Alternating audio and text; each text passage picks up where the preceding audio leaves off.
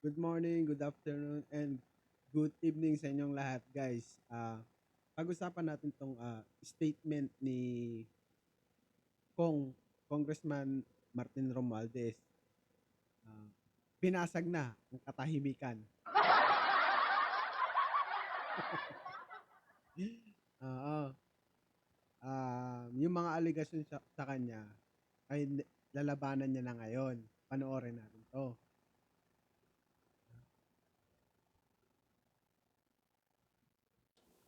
For a long time, I chose to remain silent. I did so out of respect for the legal process. I did so because I did not want to add more noise to an already divisive issue. I did so because I believed that if I cooperated fully, submitted myself to the proper authorities, and answered every question asked of me, the truth would eventually speak for itself. But there comes a point when silence is no longer prudence. My silence has been abused and weaponized to build a narrative that is false, twisted, and unfair. So let me be clear. I will not keep quiet anymore. I will face this head on. Yun ang magandang ginawa mo. Magsalita ka na. Dapat matagal mo nang ginawa to kong eh. Wala, ginagawa ka tuloy sangkalan ng iba. Kung matagal mo na ang ginawa, hindi na lumala. Maniwala ka sa akin. Ah, kung matagal mo nang ginawa yan, yung hindi ka na lang nanahimik, pinatikos ay lumaban ka lang din. E di sana, hindi lalaki yung ganyang issue mo. Pero good job. At magsasalita ka na rin. Huwag kang manahimik. Promise yan. Hmm. Laban lang. Nasa likod mo ko. And I will speak with facts because the truth deserves to be heard. Today, I'm taking this opportunity to speak directly to the Filipino people. From the start of this controversy, I have been cooperative. I personally appeared before the proper authorities. I voluntarily submitted my affidavit to the ICI. Yon, may affidavit. Mas maganda yan. I provided the information and documents asked of me. I did not hide. I did not run. I did not evade. Yon, di ba? Antayin natin yung ilalabas ng ICI na I think nasa ombudsman na eh. Ilalabas na yung affidavit ni Kong Martin sa ICI. Ilalabas na doon, may mga pangalan yun. At saka may napapabalita di umano na si Congressman Martin Romualdez ay tatakas daw. Gagamitin niya daw pang-escape yung magpapa-check up siya sa Singapore. Hindi daw pinayagan ng ombudsman. Okay. Sabi kasi ni Boying, meron siyang Immigration Lookout Bulletin Order. Hindi naman na kailangan magpaalam kung yun lang naman eh. Ano lang talaga siya, parang gusto niya na malinis na magpapaalam lang din siya. Pero hindi naman talaga required yun. Madaming may elbow dyan eh. Si Harry Roque may elbow din yan. Si Alice Go may elbow din. Oh, di ba? Mga nakaalis yan. Ang kailangan lang kasi ni Martin Romualdez ay yung authority ng House of Representative yata. Hindi. Ng yung speaker. Yan. House yung leader. Basta yun na yun. Hindi naman siya kasi hold departure order. Hindi HDO. Kung may HDO, yun talaga, hindi ka talaga makakalipad. Yung Kay Jinggoy naman, talagang hindi siya papayagan dun kasi yung kaso niya nasa Sandigan Bayan na. Tuloy natin. Scrutiny. I faced it head on within the proper channel because I know there is no evidence that proves I committed plunder, conspiracy to commit plunder, or any similar offense that the Ombudsman may be contemplating against me. And because I have nothing to hide, I am today authorizing the immediate public release of the affidavit I submitted, together with all supporting information, so that the Filipino people can judge for themselves who has been transparent and who is simply being politically targeted. Now let us address the most absurd accusation of all, that I am supposedly the mastermind of this corruption scheme. Ay na. How can I be the mastermind? Boo! I was the former Speaker of the House of Representatives, but the House of Representatives is only one part of the branch of government, the legislature. The national budget is not conceived, executed, implemented, bidded out, supervised, and completed by one congressman or even by Congress alone, and certainly not by the Speaker of the House. I want to make this simple and clear. The national budget does not depend on just one person. The budget does not begin in the House. It begins in the executive. Yan, guys, no. Ayan yung ipinapakalat ng mga DDS. Nakarinig lang sila ng executive. Ano na, si BBM na daw nilaglag. Talaga ba? Grabe ang mga hearing comprehension nyo, ang hihina. Ang lala. Tuloy natin. The agencies and departments prepare their proposals. The executive consolidates them into the National Expenditure Program. Ayun. Mag-uumpisa ang budget sa ano? Sa executive. Yun yung ano. Hindi kay BBM mag-uumpisa yan, yung budget. Kundi sa DBM.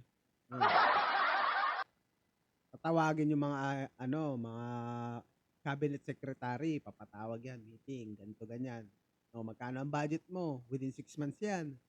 Pag-uusapan nila. 6 months. Sa DPWH, DepEd, DOH, mga ganyan. Yan. Ayun yung mga cabinet secretary. Which is, yan din yung executive. Parang din yan, yung parang, ang tawag doon, nakalimutan ko na eh. alter ego ni PBBM. Ayan yung mga executive ha, secretary. And DPWH, DepEd, yan. Pag nakuha na yung budget, siyempre, yun na yan, na pirmahan na ng mga sekretary. Pirmahan na. Siyempre, pipirmahan din yan ng presidente. Kasi tiwala yung presidente sa mga sekretary niya eh. Pagtapos ng pirma ng presidente, yan na yung magiging National Expenditure Program. Bago yan, ibababa sa House of Representatives. Diba? Yung executive at saka House of Representatives, hindi nagkakalayo ng budget yan. Nagkakatalo na lang talaga yan sa bicameral. Kasi doon na yung lumalaki yung gap ng budget. At diyan pumapasok yung senador na pumasok sa Congress.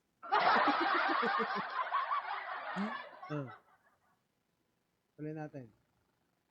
Ayan, naintindihan nyo na.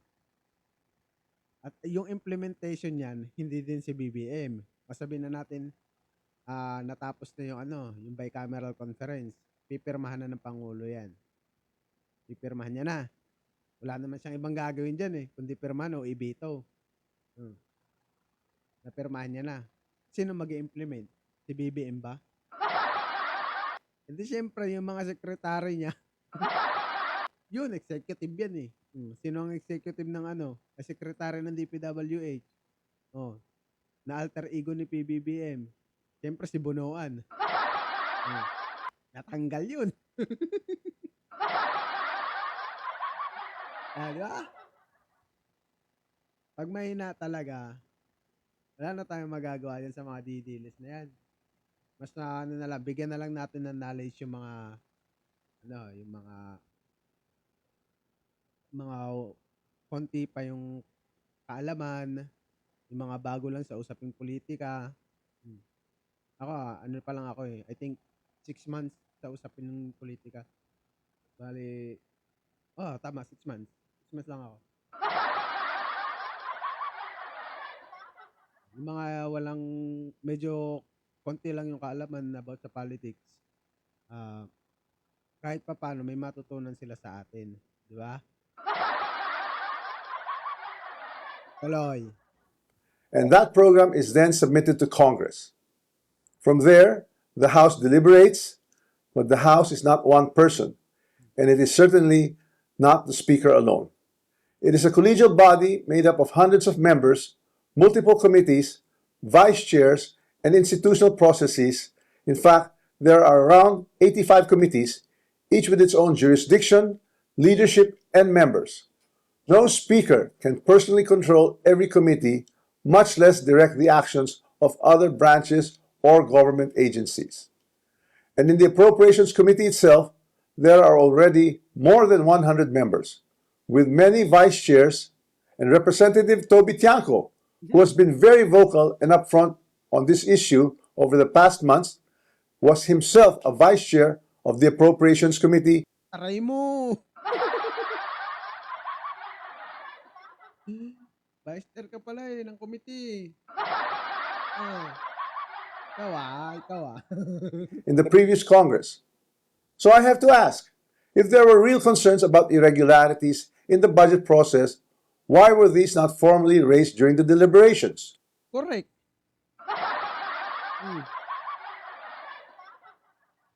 Tama naman yung sinabi ni Kong Martin. Bakit hindi nyo yan pinag-usapan nung may conference kayo? Di ba? Kung may parang hindi tama, mga ganon. Bakit hindi pinag-usapan yan sa conference? Or even during the plenary. The budget deliberation does not stop in the House. The Senate also conducts bicameral. Its own deliberations, reviews its own version, and plays its own role in shaping the final budget, and it is not a bystander. It is an active constitutional participant in this process. After that, the House and the Senate reconcile their versions in the bicameral conference committee. Yun. Doon na pumapasok yung pinakita natin kung sino-sino yung mga pumirma. Wala naman doon si Martin Romualdez. Tama yan. Huwag ka manahimik. Good job ka yan. Good job. Patahimikin mo yung mga nag-aakusa sa'yo. Aantayin namin yung ilalabas. Yung na affidavit mo na magmumula sa ICI. Okay? Only then is the final bill transmitted to the President for approval or veto. So let us be honest about what becomes law. The national budget is not the act of one person or one chamber. It is the product of a constitutional chain involving the executive, the House, and the Senate. This is something I want the public to understand. The budget process is collective, multi-layered, and shared. Accountability must apply to everyone involved, not selectively assigned after the fact, and certainly not when it becomes politically useful. If corruption were to occur in a magnitude made known to us over the past months, then it's clear that the real corruption does not happen at the level of the general legislative approval alone. It happens at the level of execution of the General Appropriations Act. It happens when projects are implemented. It happens where projects are actually implemented, where procurement is undertaken. Tama. Ayun yung sabi ko kanina. Sino ba ang nag-i-implement ng flood control? Diba DPWH? Sino ang alter ego ni PBBM? Yung sa may sekretary niya sa executive. May hawak ng DPWH. Sino? Di ba si Bonoan? Kaya nga siya tinanggal at pinalitan ni Vince Dizon eh. Where monetary disbursements are actually made. And it happens when substandard projects are passed off as legitimate or when ghost projects are made to appear real. That is why command responsibility is far more logically relevant in the executive branch, where there is actually supervision, operational control, and implementation on the ground, than in the collegial legislative body, where constitutional role is deliberation and appropriation. Congress does not build flood control projects. Congress does not conduct procurement. Congress does not inspect whether a project was actually completed. Congress does not certify whether the work done was substandard or not. So if the allegation is that there was a systemic corruption in flood control implementation, then the public should ask the obvious question: where does implementation actually happen? Definitely not in the session hall of the House of Representatives. Here's the simplest way to test that theory that I am the mastermind of this scheme. If I were truly involved in a fraudulent scheme of this nature, then the first place one would expect to see that pattern would be in my own district, in the projects most easily associated with me. You would have seen it in Tacloban, but I say this with absolute certainty. You won't see it in my district. Tama. Itong DDS lang naman kasi makarinig lang ng executive si BBM na eh.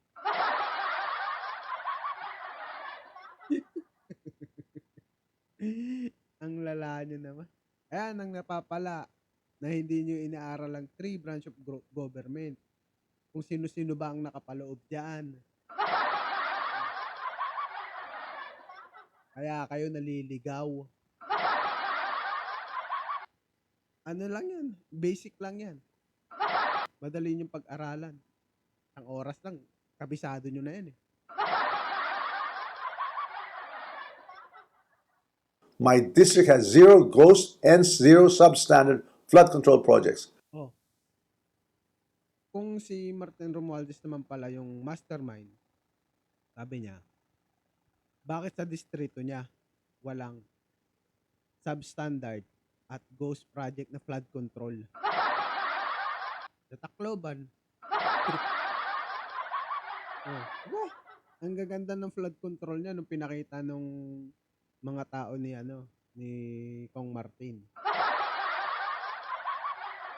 Bakit walang nakita doon? 'Di ba? ICI ano 'yan? Hindi yan bias. Pati si Sandro Marcos nga inimbestigahan eh. Nakialam ba si PBBM? Hindi. Tuloy natin. 0. And that is verifiable. To prove this point, I'm authorizing my staff to share and release to the public the list of all the projects in my district that the authorities may deem attributable to me. Let the public scrutinize and verify for themselves. As I already mentioned, corruption of this scale is not a one-man operation. It requires 2 things: budget decisions and implementation on the ground. With respect to how the budget was deliberated in Congress, let me say this categorically. I was not a part of the BICAM and the small committee budget deliberations. Di ba? Yun yung sinasabi ko sa inyo. Yung pinakita ko dati sa inyo yung mga pumirma, wala si Martin Romualdez doon, si former speaker, wala doon. Kasi hindi naman siya part niyan eh. Ano ngayon yung ibabato nyo dyan? Di ba dyan pa lang, naluluto na kayo eh. Tapos si mga DDs, naka-live si tawag doon, si Joey. Wala sa TikTok eh, akyatin ko sana eh. Pagtripan ko na naman eh. Mumurahin na naman ako. Bumaba ka dito. Walang kwentang kausap. Pagtripan mo lang. Yes, I was updated on the general outcomes of the deliberations, but I had no visibility with regard to the specific details of the discussions. including particular amendments or insertions approved during these closed-door deliberations. Records would show that I did not participate in those meetings and I was not privy to what exactly transpired. At saka, ano siya, ang alam ko sa pangalawang pandinig yata yun, wala si Kong Martin. Wala siya nung ano na yun, nung araw na yun. Si Kong Martin, absent siya nun. During the deliberations. However, two people were instrumental in making.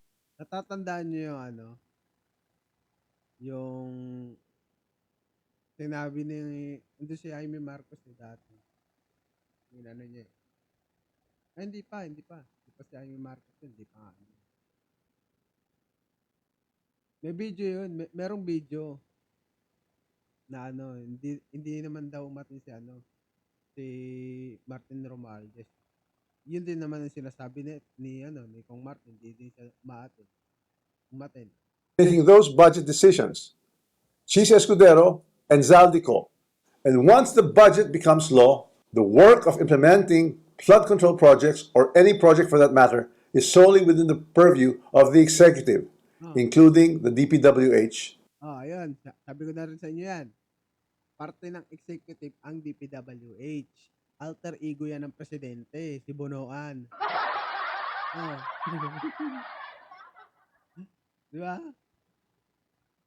Certainly not by legislators. I understand the anger of the public. The Filipino people have every right to be angry because stolen public funds are taxes derived from hard-earned money. I'm not asking the public to look away. I'm asking everyone to look where the evidence points, not where it is politically convenient or politically motivated. So I ask the Ombudsman and the public these questions. Who has been named in sworn testimonies and affidavits? Whose name actually appeared in credible accounts made under oath? If there are sworn accounts pointing to other personalities across the chain, whether in budget deliberations or in implementation, then those leads must be pursued with the same seriousness and the same urgency. Accountability cannot be selective.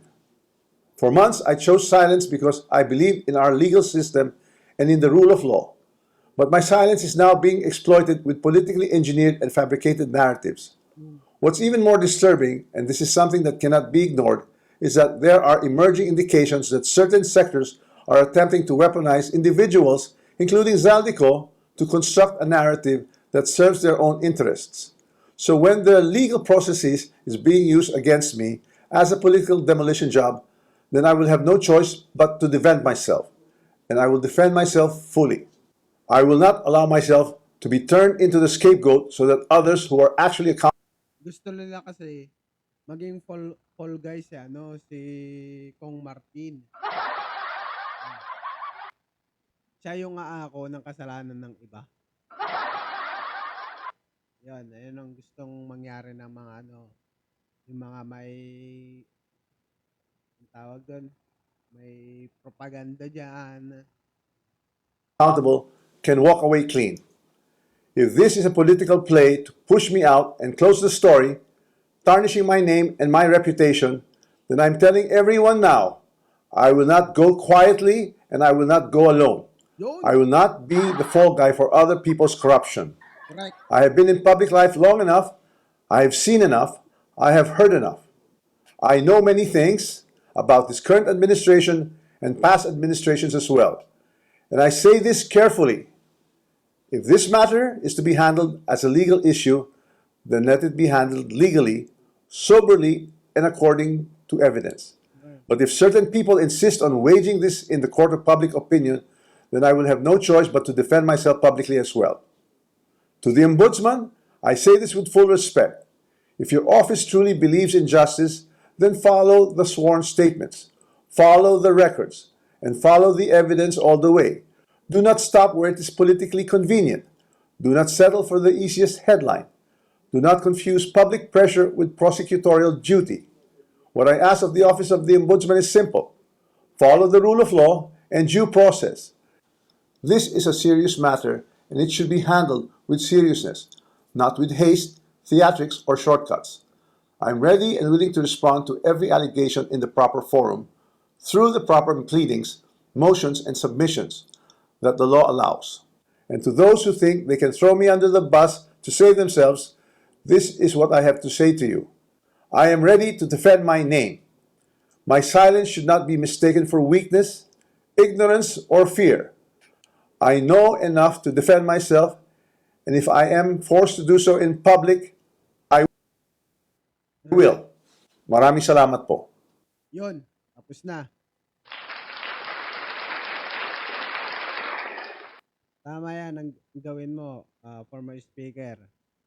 I-defend mo ang sarili mo. Huwag kang tatahi-tahimik dyan. Magagalit na naman ako.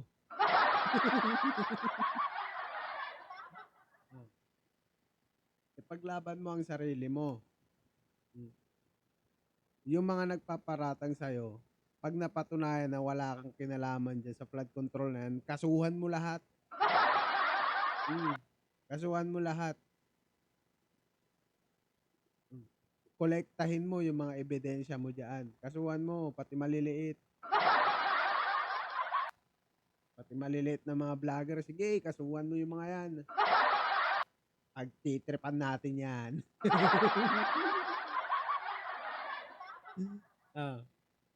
Di ba? Ganun lang naman yun eh. Follow the due process.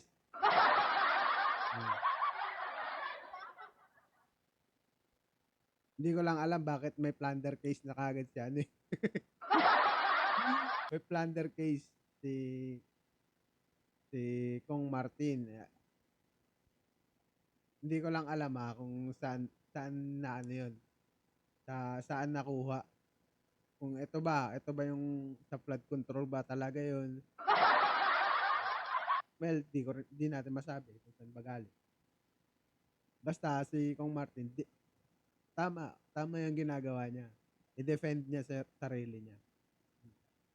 Para maliwanagan din yung mga ulagang DDS. So, dito ko na lang tatapusin. Maraming salamat at goodbye.